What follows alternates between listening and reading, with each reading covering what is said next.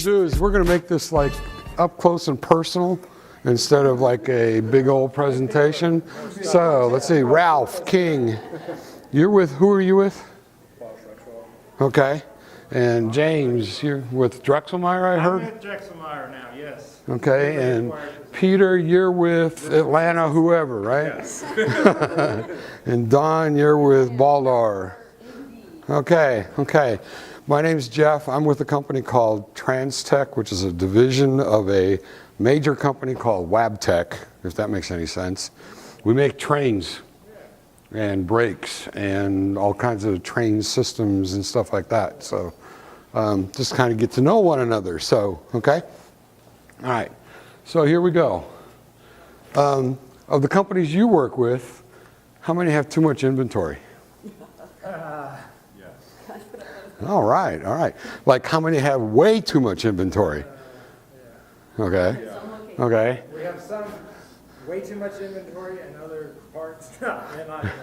Okay. How many of you meet your customer deliveries on time perfectly all the time? How many have trouble reaching those customers on time every time? Okay. For all of the continuous improvement projects, the Kaizen events, which Don is going to talk about, that you've performed to get better, are your companies shipping more products, more dollars per day? Maybe, maybe not. Okay, okay.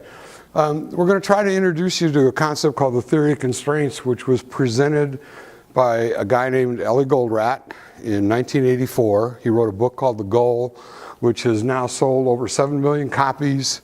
It's considered the best-selling business book on the market. Have you ever heard of it? Read it? Yeah, read it. You read it? So you're gonna, you know everything that I'm going to talk about. So. No. So you say you? Okay. Ralph, have you read it? Okay, okay.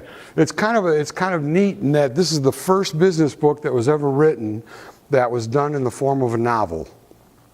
Okay? Usually you'll see school books, textbooks, and all those kind of things sitting out there, and they're very dry and kind of hard to read and fine print and all that kind of good stuff. This is written in the form of a novel with a bunch of characters, and now it's also been made into a audible or a CD with actual cast of characters, so it's like listening to a radio play. Which is really kind of cool, okay? Basically what he's trying to do is he's going to try to say, what's the goal? Okay? So, kind of, what do you think the goal is? Make money. That's a good one, yeah? Yeah? More, better, faster. More, better, faster. Got any idea, Ralph? Money. Make money, Peter? Stay in business. Stay in business. In order to do that, you got to make money, right? Okay, so the idea is making money, okay? But in order to do that, we got to be productive, right? What's the definition of productive? Input, outputs divided by inputs? Sort of. I'm going to read you a definition that was sent to me today. I have to read it because I'm not smart enough to memorize it. The definition of productivity is doing nothing until what you were asked to do is no longer needed or becomes obsolete. How's that? No? That's kind of typical, right? No, the idea of being productive is to try to do something, produce something, take actions on something, but it has to be in terms of something that makes sense. So it has to be in direct correlation to the goal. So if you're taking an action that goes towards making money, you're being productive. If you're not going towards making money, if you're taking away money, you're being non-productive. Okay? Very simple way to measure what you're doing and what you're not doing, and like how many people do lots of paperwork stuff at work and it doesn't lead toward making any money. Okay? I know in our organization we have all these tremendous amount of reports that we generate, take tons of time to do so. And my time is really pretty valuable, I would think, but I've spent a lot of it just generating Excel spreadsheets that nobody looks at after I generate them anyway. Okay? So we got to the goal. We know what it is, and we know how to be productive. Okay? To measure it, Goldrat suggested that we don't have to have all kinds of accounting things like ROI and throughput, return on investment. I'm sorry, same thing. Various all kinds of accounting measures. We need three basic measurements, okay? We need throughput, inventory, and operating expense, okay? Throughput is the amount of revenue generated from the sale of whatever you sell, okay? Inventory is anything that's sitting around that can be sold, and operating expense is all that money that you use to convert inventory to throughput, okay? Now the fun part is that everything in the book ties into one of those three measures. Somebody said something one time in the book, they say, well, what about things like your building? Where does that fit in here? Is it, any idea? Can you sell the building? Could, yeah. So it's inventory, okay? Anything like your cutting tools, your oil for cooling the machines and all that kind of stuff. That's all kind of stuff that's like operational expense, okay? Converting the inventory into some kind of throughput that you can sell, okay? So we've got three measurements. If you think about your companies, how many measurements do you have to go up to, like balance sheets and cost of goods sold and all those other kind of things that take a lot of time, a lot of space, and a lot of try to understand and figure out what exactly they're trying to do or say, okay? All right. So how do we express the goal in terms of those three measurements? Well, if you've read the book, you know this already, but we've got throughput, revenue. You want that to go up, okay? You got inventory, which is a cost to you. You want that to go down, okay? And you want operational expense to go down, okay? So the idea is I want to increase my throughput while simultaneously decreasing the inventory as well as the operational expense, okay? And you have to do it simultaneously. If I increase the throughput, but I don't decrease the inventory and the operating expense, did I do anything productive? No, okay? All right, so here's the book, The Goal. For those of you that haven't read it, John, you weren't here. We kind of introduced yourself. John Center, he's on the board of directors for APIX. Have you read The Goal? Yes. Okay, so you already know all this stuff too, so. Oh, so like 2 years ago. Okay, the book itself, if you recall, is about a man named Alex Rogo, who's a plant manager. He's kind of been with a company for what, about 6 months or so, something like that. And his company is failing. They're missing deliveries. They got tons of inventory. Customers are throwing things at them. They're all getting angry and upset. And the vice president is all bent out of shape because they're not doing what they're supposed to be doing. And he finally comes in and says, hey guys, you got 3 months to fix this, turn it around, or I'm going to shut the plant down. Okay? So now you got the conflict. Alex Rogo has to figure out, how am I going to do this? How am I going to turn this thing around? Okay? And he's got to do it in 3 months. And what happens to all of us when we're faced with pressure at work? How many hours do you work, Peter? All the time. Yeah. Do you ever have any time off? No, it's 24/7, right? Yeah. Okay. Dawn. Yeah, burnout. Yeah. You guys got, no, Drexelmeyer, you work 8 hours a day and you're done right after 40, right? Peter at Bosch, or Ralph at Bosch, you get what, same thing? 8 hours a day, you're gone, and 40 hours and nothing else to do, right? Okay. And I don't even know what you guys do, so I'm not going to go there. So.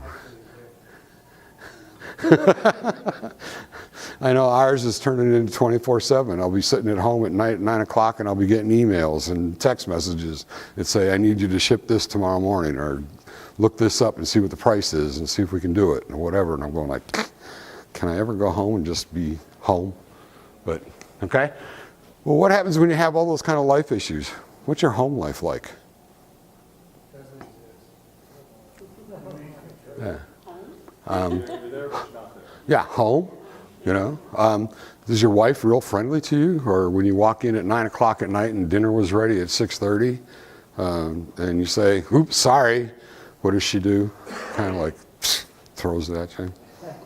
Bowl of cereal, can of soup, something like that, whatever, right? Okay, so he's got all these things that he's got to kind of work with, including his life. And that's one of the reasons why this was such a successful deal, is that it wasn't just a business book. It had the fact that his life was a wreck, and that he had to deal with that at the same time that he was dealing with business. And the best thing about it is it turns out that the concepts, theory of constraints, works within your life as well as business. Okay? He was able to carry those things over to some of the things that he needed to address from the family. Okay?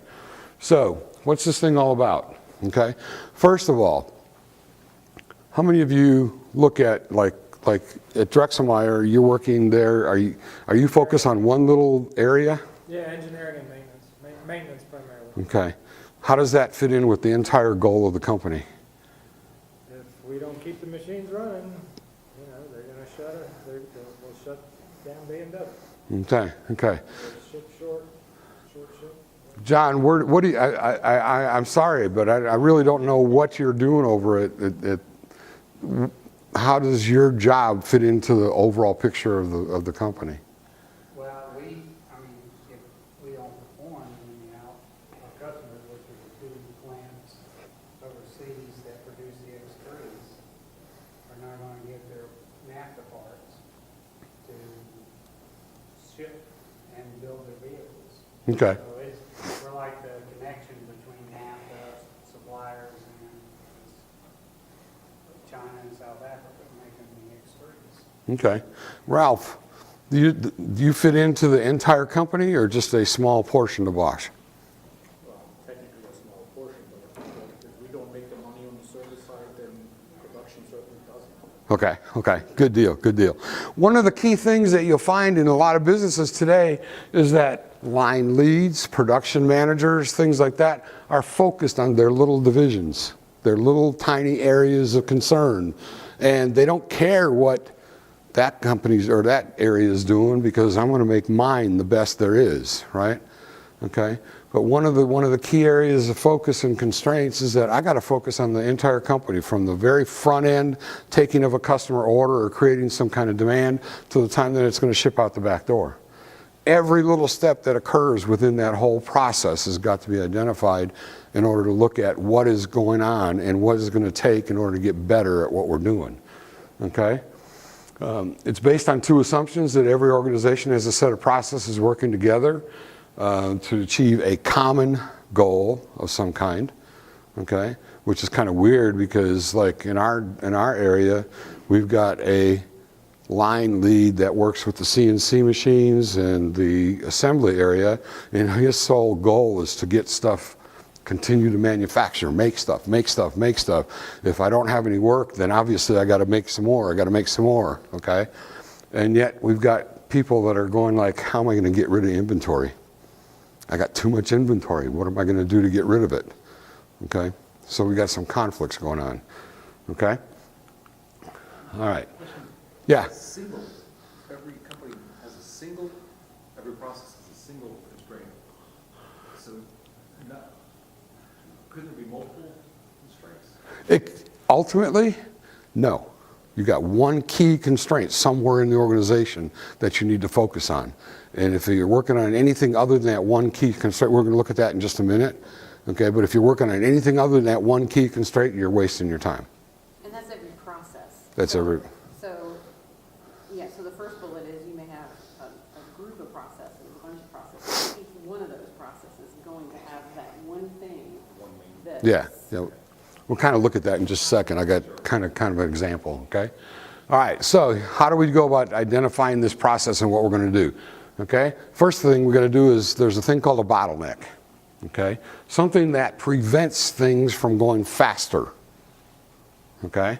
So we got to identify that, okay? We need to look at our production plan as a whole from start to finish, not just individual work centers, and look where the possibility is that there's something preventing us from getting better, faster, what you were saying before too, about faster, cheaper, and all that kind of good stuff, okay?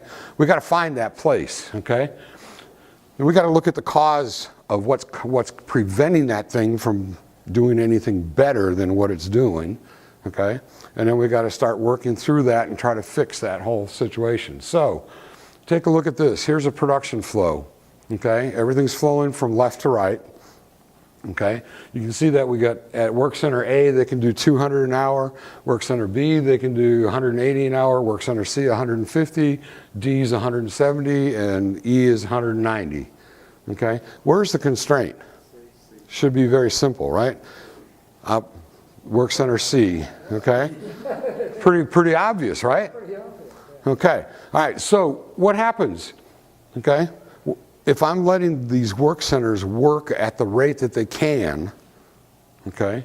If I let operation or Work Center A operate at 200 pieces, what's going to happen to that? What's going to happen in the flow of the materials that are going through the shop? Yeah, in front of Work Center B, I'm going to start building inventory, right? He can't keep up with them because he's only doing 180, okay? So we've got a problem existing, okay? In order to keep Work Center A working, I got to feed him material at 200 pieces an hour so that he can keep going, okay? But what he's going to do is he's going to feed this one, which is going to consume 180 an hour, but then he's going to have inventory left over every time we go for an hour. So over a day's period, assuming an 8-hour day, that's going to be 160 pieces sitting there, almost an hour's worth of work, right? Okay, so then we get to C.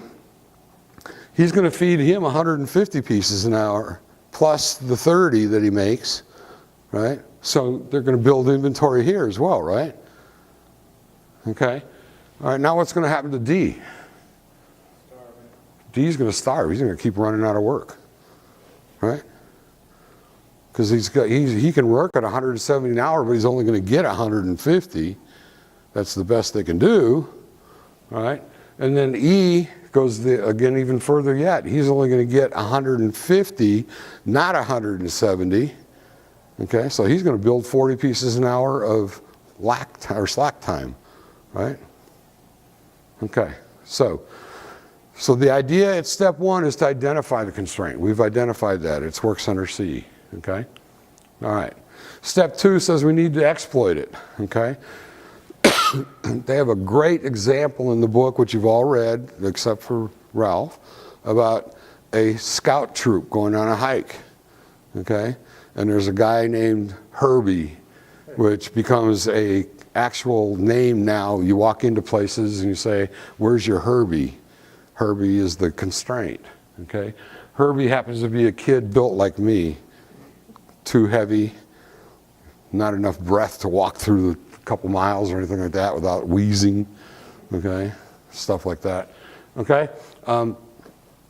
And what happens is when you go on this scout hike, this guy's got a backpack and it's full of stuff, and they're trying to walk along, and here's these young kids that are running and everything, and they can just whip up the line, okay, and Herbie's sitting there struggling. He's holding everything back. But what happened, they find during the scout hike that they're also not getting where they need to go as fast as they need to go. What happens is they took Herbie and put him at the head of the line so that he directed the traffic, so to speak, and it ultimately got to where they made a few steps going forward, okay? So here's what we want to do. We want to find the bottleneck, okay? We want to make every process associated with the bottleneck equal to the bottleneck approximately, okay? And then we're going to subordinate everything else around that. So here's what we're doing. There's a concept called drum buffer rope, okay? What we're going to do is set it up so that Herbie, the constraint, is going to beat the drum. It's going to set the pace for the production line. 150 an hour, that's all I can do.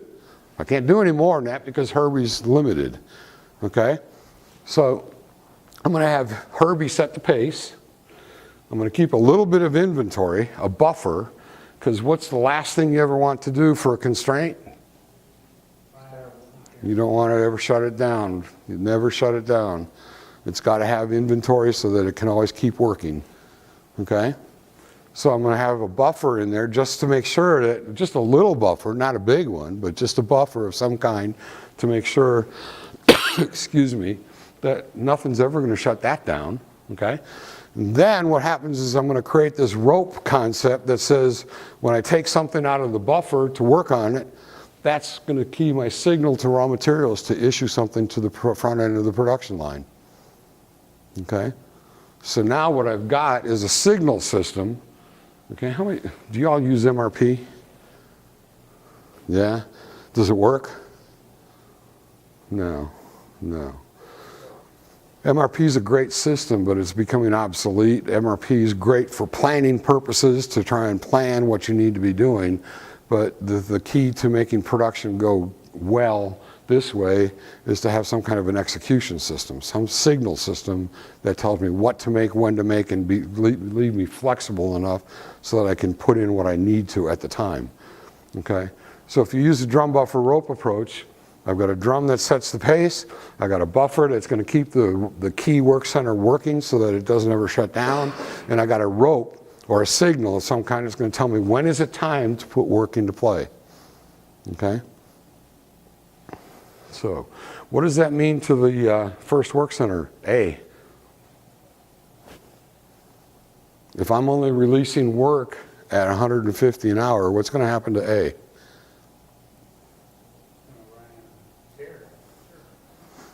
Yeah. A is going to be starving, right? Okay? And what's going to happen is that, oh my goodness, how many people need training in different areas? How many people could work on learning different concepts or doing other things like changing something, evaluating this, that, whatever, or being involved in process team evaluations and things like that? Wouldn't it be possible now that since this guy's going to have some excess time, that they can take those guys, that guy, that girl, whatever, and they can use them for their alternative things of some kind? Some progressive type situation, okay? All right, so we got the flow going, okay? I gotta watch my time. I gotta be done by time for you. Okay, now, one of the other things, one of the concepts that he came up with while he was doing this is there's a thing called statistical fluctuations. I used to call it standard deviations, but I'm not smart enough to know that. Okay? And he uses an example in the book of a situation that occurred at his plant where a customer had to have 100 pieces of something and they had to ship by 5 o'clock at night. Okay? And it was morning and they thought that they had to go through 2 operations. First operation was an assembly operation. Second operation was a set of robots. Okay? What do we know about robots? They're very precise. When you program them, they're supposed to do what they're supposed to do, pretty much exactly what they're supposed to do, when, and so on, okay? What do we know about people? They kind of fluctuate. They average things, right? Okay, so here's what happened is that they put this thing in play. The plant manager actually bet the operations manager that they would not make their shipment on time. They had to have all 100 done exactly at 5 o'clock or else nothing.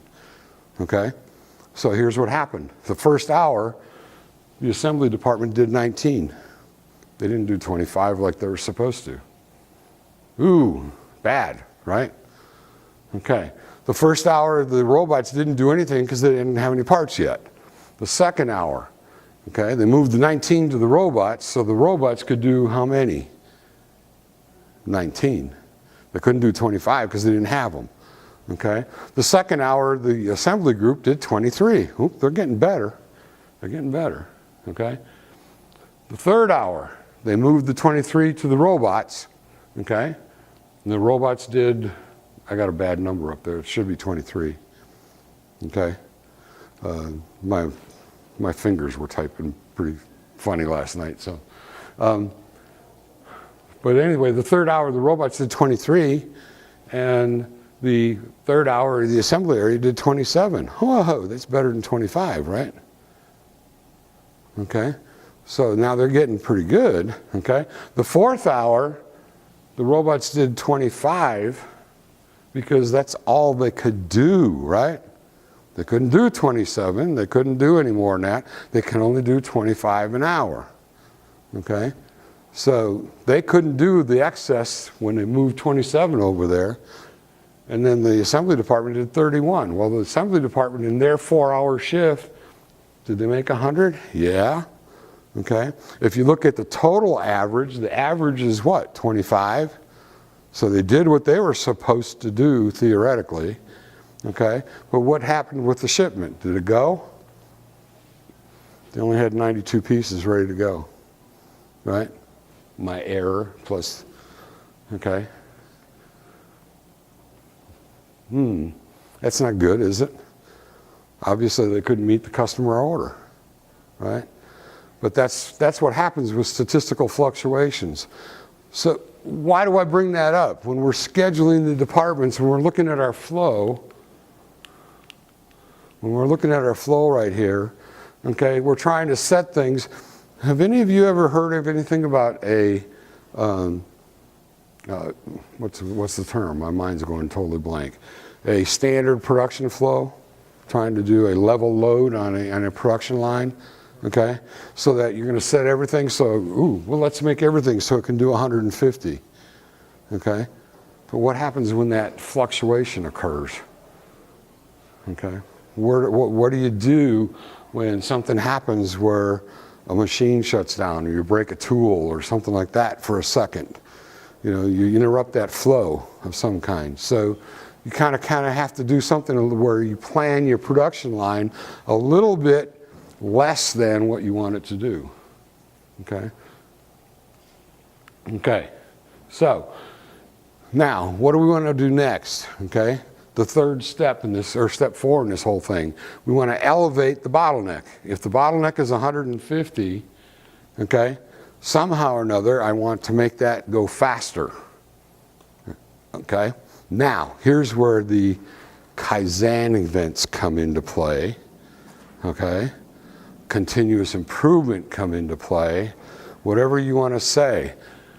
Which is the work center that I want to work on? Improvement. C, right? Okay. What happens if I improve work center D? Not a thing. Am I being productive if I do a Kaizen event on work center D? No, so I'm not working towards the goal, right? Okay. If I'm working on B or A, am I being productive? Am I wasting my time, essentially? I have to get C up, okay? I have to do something to improve it. Well, how can I do that? Kaizen event. Hold your first Kaizen event, which Don is going to tell us how to do, okay, on Work Center C, and make it better, faster, okay? Okay, does that make sense? Okay, all right, so now we know what step 4 is. Elevate the constraint. So we're going to do a Kaizen event, make it go faster. What happens if I make Work Center C go at 185 per hour? And D becomes a constraint. Now I got a new constraint, right? Okay, my new constraint is D. I've got to focus on getting D and do the same steps over again. Okay, so what you're going to see is we elevate the bottleneck, and what they don't talk about in this, what I haven't talked about, is if I can get everything going faster, what happens to batch sizes? I can cut my batch sizes down, right? And if I cut my batch sizes down, what happens to the flow of the stuff going through the plant? It's going to get faster. Obviously, it's the throughput time goes down, okay? So we got all these kind of different things that are benefits in doing this, okay? One of the issues that we have with trying to put this in play is we have these departments at work called accounting departments. My favorite friends. They hate me. Traditional cost accounting was developed in 1920. Man, that's almost 100 years ago. and hasn't really changed much since that time. I mean, it has had some improvements and stuff, but it really hasn't changed a whole lot, okay? TLC accounting creates nightmares for people because we do things like, how many of you use cost per piece as a measurement? And you have to run a batch size equal to some form of the setup time so that you can spread the setup time out over the number of pieces you run. Okay? What would happen if you had a job come out where it took you an hour to set up a piece and it run 2 minutes and the piece is done? How many cost accountants would be jumping all over your case? Quite a few? Yeah, okay. Why?